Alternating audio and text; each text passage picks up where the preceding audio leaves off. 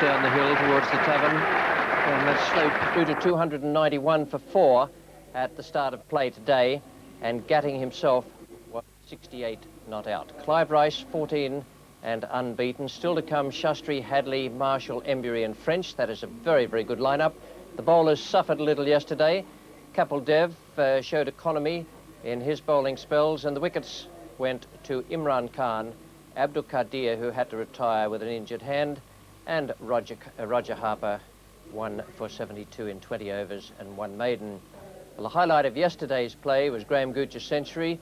A secondary highlight was the magnificent weather, and that continued into this morning. Blazing sunshine, temperatures promised around 27 degrees, a fast outfield and a beautiful pitch. And the pattern was set in the very first over, bowled by Courtney Walsh. 7 runs came from it. Mike Gatting scored all of them.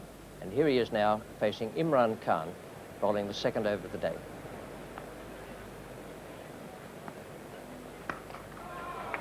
Well, Mike Gatting repeating the treatment for Imran Khan. Be a good race here, but the ball just winning. So Mike Gatting in tremendous form, and the outfield as quick as ever. So Walsh to Clive Rice.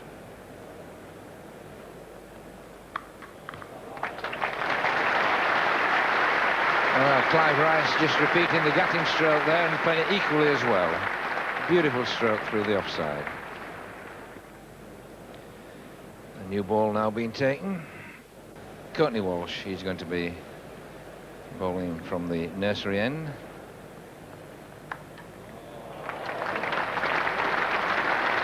Oh, another 4 runs, and really it doesn't matter where they put the fielders on this outfield. If you just get bat and ball, it's very, very quick.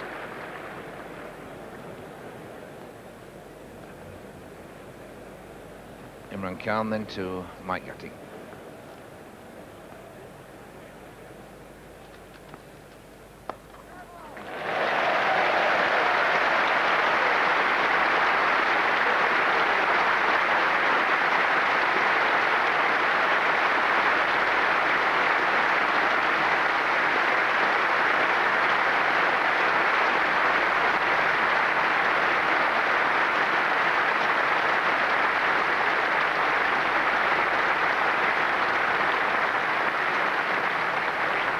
Lovely way to do it, and what a splendid innings it's been.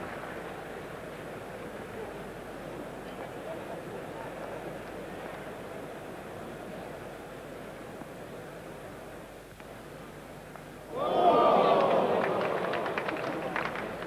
all count, and it went very, very fast.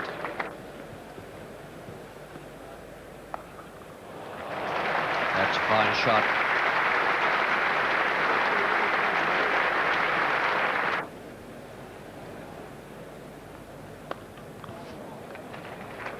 And that'll race away from Dean Jones. It wasn't quite timed as Rice would have wanted it, but once it gets away from the fielder on that downhill slope, very, very difficult to catch. In fact, with Quadair missing, he's going to try Java Miandad to bowl his leg breaks from the pavilion end.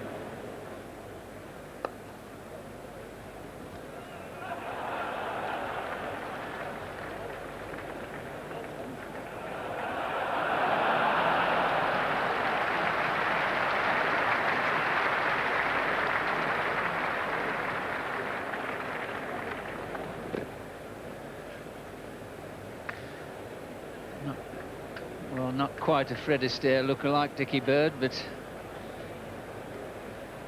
we'll see him in a moment. All part of the festive. There he goes. 1-2.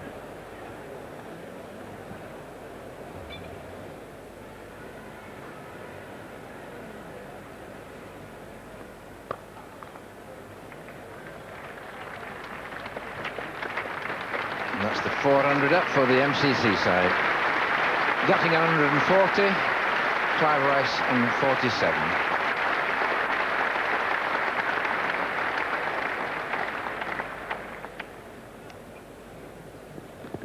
He's enjoying himself. 123 deliveries, 8 boundaries. He's missed no chances and has given Gatting just the perfect sort of support.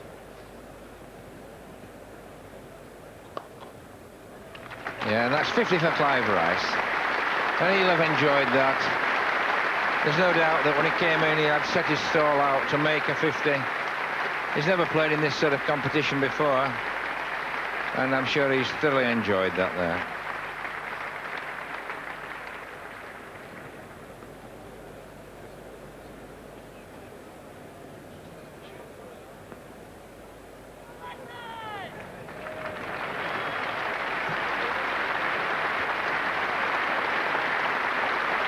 Yes, 150 for Mike Gatting, which is third in 1987, 196 versus Somerset, 150 in the 5th test, and 150 here. That's his third 100 in 4 innings, there's 2 above 150. Tremendous performance.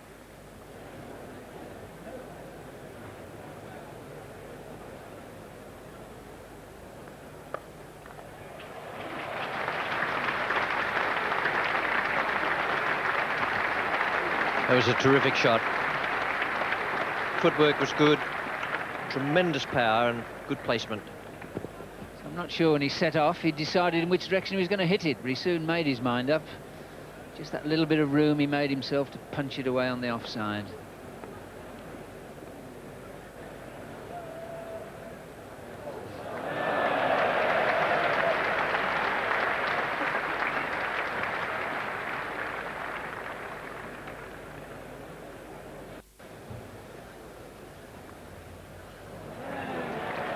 That's delicate. Dean Jones is not going to relish it too much. He's had 2 long chases there. 200 partnership.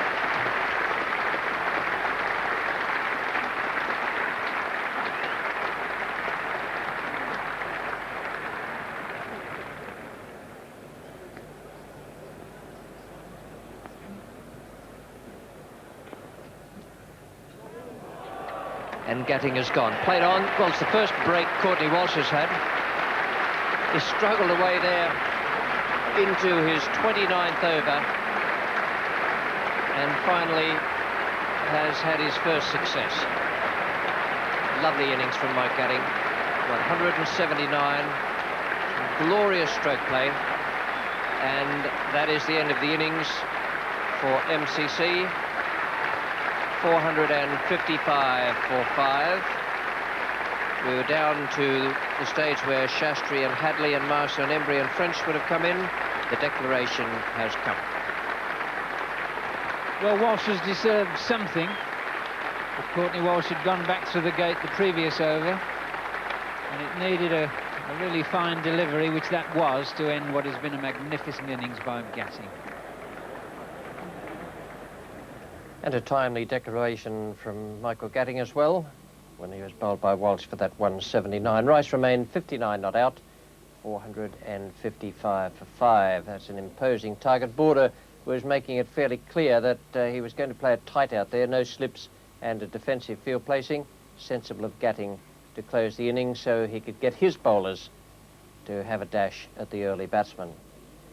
Well, those bowlers there had a tough time of it. 1 for 97 for Imran Khan and 1 for 102 for Courtney Walsh, who didn't have much luck again today. Abdul Qadir wasn't on the field at all. He stayed at 16.2 overs and 1 for 30. And Harper 1 for 125 with Miandad just bowling the 5 overs. Well, that's quite an impressive target for the rest of the world to chase. Their opening batsmen were Desmond Haynes of the West Indies and Sunil Gavaskar, the greatest run getter in test matches from India. The first ball bowled by Malcolm Marshall in the innings was a no ball, 1 on the board then, as he comes in to bowl to Gavaskar with the second ball of the first over. Just have been outside off stump there.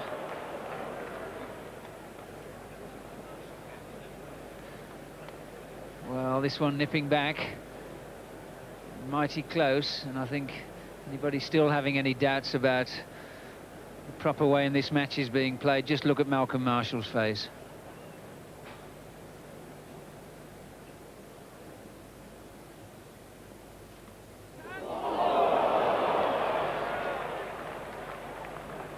Mike Gatting, fresh from his triumphs with the bat.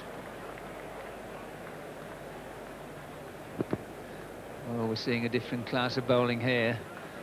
Outside edge, just about, perhaps barely carrying to Gatting. What a prospect. You get away from Marshall, and who do you face? Just Richard Hadley.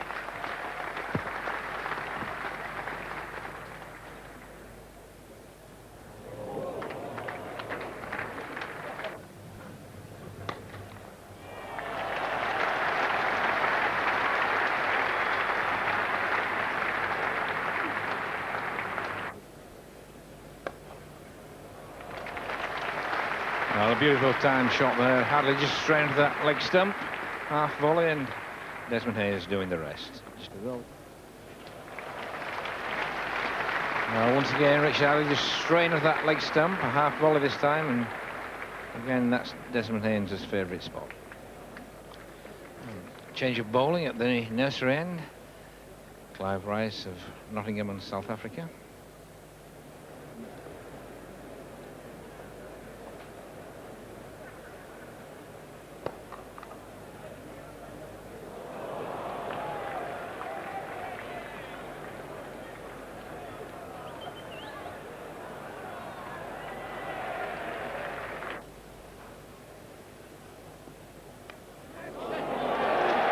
Done, and Marshall strikes with the assistance of Rice, his first ball from the pavilion end, and that was very, very swift in pace.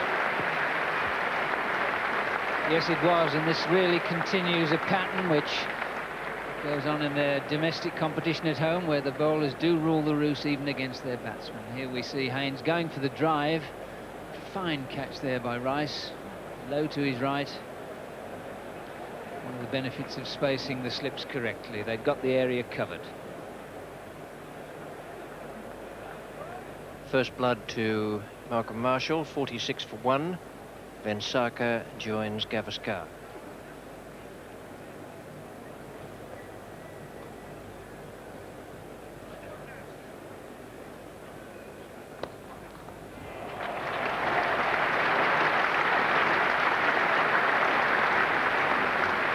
Gavaskar played one down through mid-on in the last over from Clive Rice. It was a defensive stroke and went for 4. That's a beautiful shot. And Shastra's going to be the bowler from the nursery end.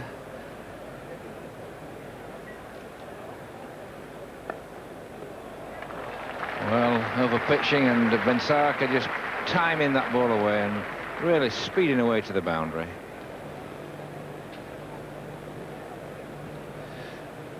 Malcolm Marshall to Dilip Vansarker.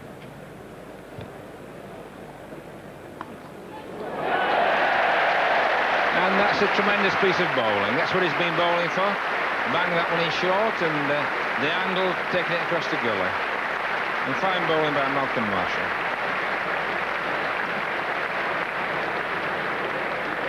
And he'll be pleased with that, because when you've worked batsmen out and it works for you like that, that's all to your credit. See it again here. Vansarker really pushed for time to play this, and then the natural angle of the ball going across, taking it there to the gully.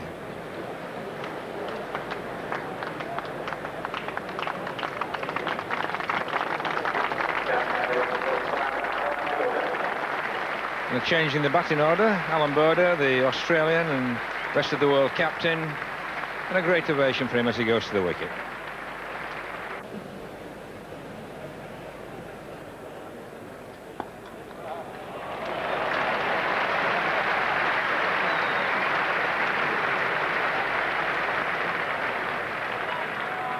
Certainly down the wicket and hitting that one away through mid-wicket.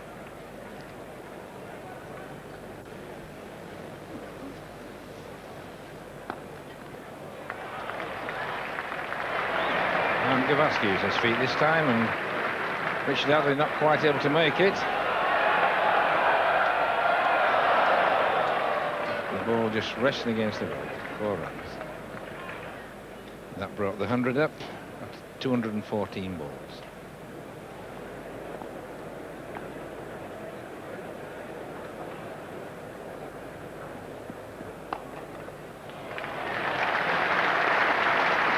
That ball is racing across the outfield. 50 to Gavaskar. A marvellous contest between these two. It's his fourth first-class 50 at Lord's.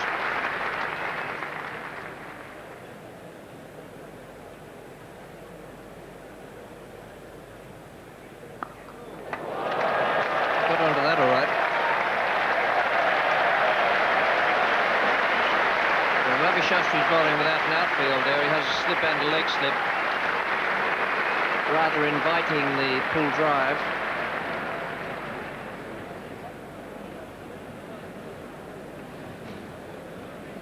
Change in bowling at the pavilion end. Malcolm Marshall, 11 overs, 3 maidens, 2 for 14. A delightful exhibition.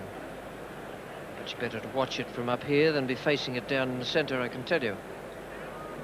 And in his place, John Embury.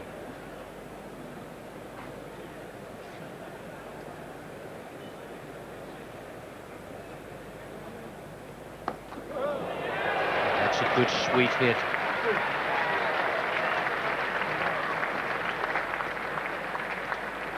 Odd yards from the bat. That's a good shot.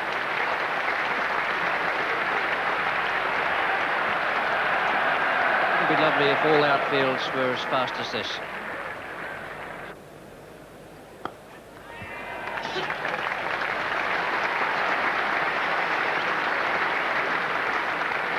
It's one of the best strokes Alan Border plays.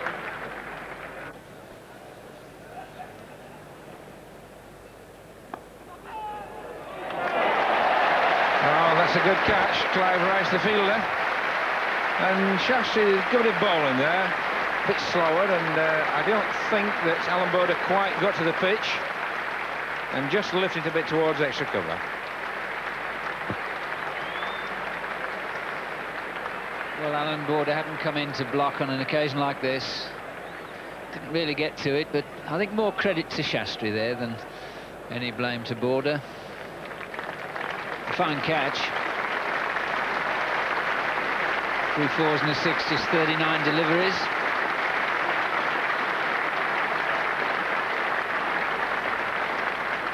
So, change in batting order. Zhu John, the West Indian wicketkeeper. So he's got quite a bit of promotion up the order.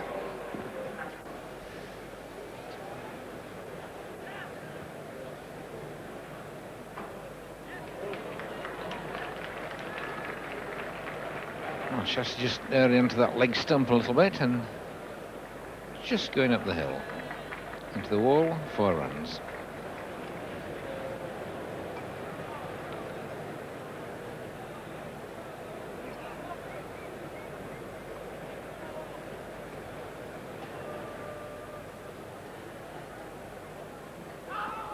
And there's a shout there for LBW. Gavaskar right on the back foot. And Shastri not too impressed with that decision. Well, it got to be very, very close.